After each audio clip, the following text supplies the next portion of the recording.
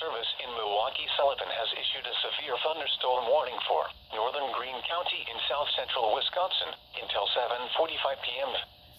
At 6:54 p.m., a severe thunderstorm was located near New Glarus, or 10 miles northwest of Monroe, moving east at 40 miles an hour. Hazard, 60 miles an hour wind gusts and quarter-size hail. Source, radar indicated. Impact, hail damage to vehicles is expected. Expect wind damage to roofs, siding, and trees.